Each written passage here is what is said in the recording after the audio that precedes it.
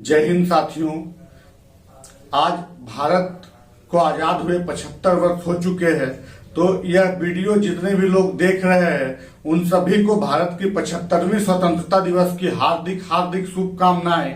आप सभी से मेरी एक दरखास्त होगी कि आपके अगल बगल कहीं पे भी अगर झंडोत्तोलन हो रहा है तो आप जरूर वहां पर जाकर अपने तिरंगे को आज सम्मान जरूर दे।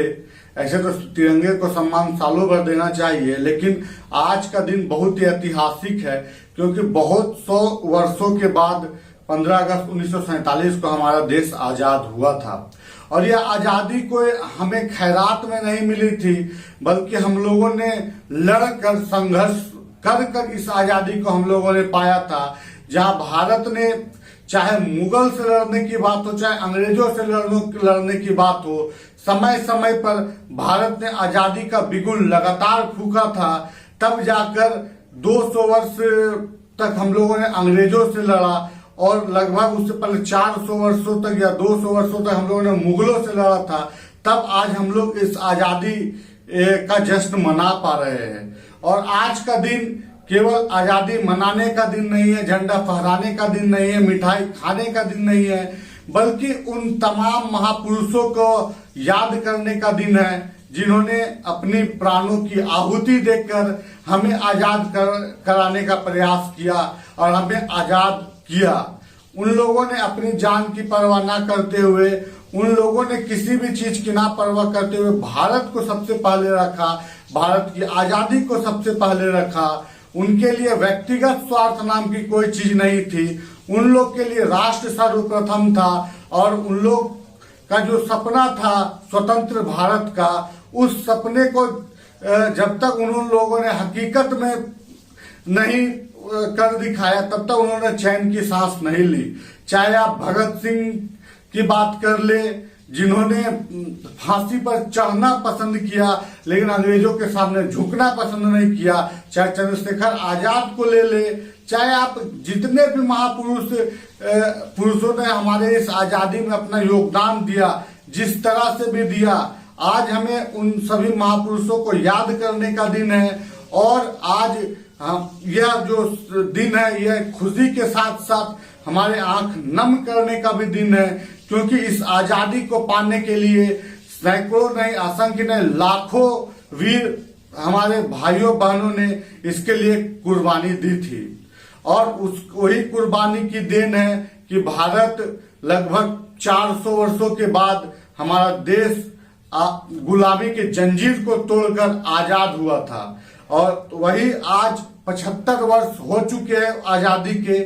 और आज जितने भी आपके अगल बगल कहीं पे भी झंडोत्तोलन कार्यक्रम है तो वहां पर आप शरीक होए और वहां पर जाए, अपना राष्ट्रगान गाए और जितना भी इस आज के दिन को ऐतिहासिक बना सकते हैं उतना ऐतिहासिक बनाने का प्रयास करें। इसके साथ साथ दोस्तों एक और विनती मैं अपने इस YouTube चैनल के माध्यम से आप सबों के सामने करना चाहूंगा कि हम लोग 15 अगस्त को राष्ट्रभक्ति दिखाने के लिए अपने अंदर के जो राष्ट्रभक्त जो कुछ लोगों के लिए कुछ दिन के लिए ही जगते हैं, हम लोग क्या करते हैं कि हम लोग जाकर 5 रुपया 10 रुपया का एक तिरंगा झंडा खरीद लेते हैं।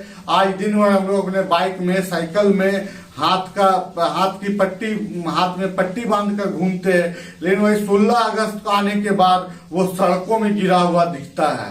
तो दोस्तों सबसे पहली बात कि अगर आप तिरंगे का सम्मान नहीं कर सकते हैं, अगर आपको लगता है कि मैं तिरंगे का सम्मान नहीं कर सकता हूं, तो इस तरह की राष्ट्रभक्ति दिखाकर कोई फायदा नहीं है कि आप केवल एक दिन के लिए अपने तिरंगे को सम्मान दे और दूसरे दिन कचरे के डब्बा में वो हमारा राष्ट्र ध्वज जो है, जो हमारा राष्ट्र पताका है, जिसके लिए लाखों महापुरुषों ने कुर्बानी दी, उसे आप सड़क पर फेंक दे, डस्टबिन में फेंक देने के लिए वो तिरंगा झंडा नहीं होता है। तो एक और विशेष आग्रह आप सबों से भी होगा कि अगर आप लोग 5 रुपए का भी तिरंगा खरीदते हैं तो उसे केवल आप 5 रुपए की तिरंगे को ना देखे, उस तिरंगे की ऐतिहासिकता को देखे, उस तिरंगे को बनाने के पीछे की, उस तिरंगे को राष्ट्र ध्वज बनाने के पीछे की इतिहास को देखे और उसके बाद उस तिरंगे का सम्मान करें, क्योंकि वो हमारा राष्ट्र ध्वज है। और एक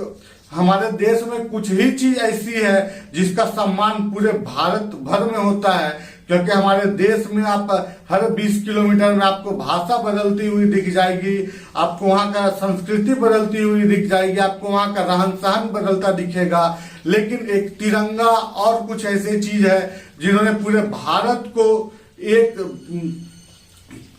पथी में एक माला के तौर पर पिरोया हुआ है। माला का वह धागा, वह तिरंगा है जिसने पूरे भारत को एक किया हुआ है।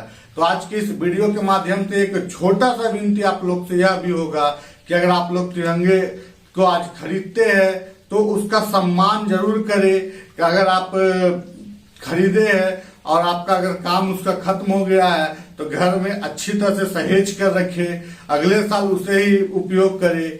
चाहे आप उसे कहीं अच्छी जगह पे रख दे और अगले साल अगर आपको और खरीदना तो खरीदे, चाहे या उसे विसर्जित कर दे, ताकि उसे किसी के पैर में ना लगे, वो कचरे के डब्बा में 16 अगस्त को ना दिखे। यही एक छोटी सी विनती के साथ आप सबों को स्वतंत्रता दिवस की हार्दिक शुभकामनाएं। जय हिंद साथियों।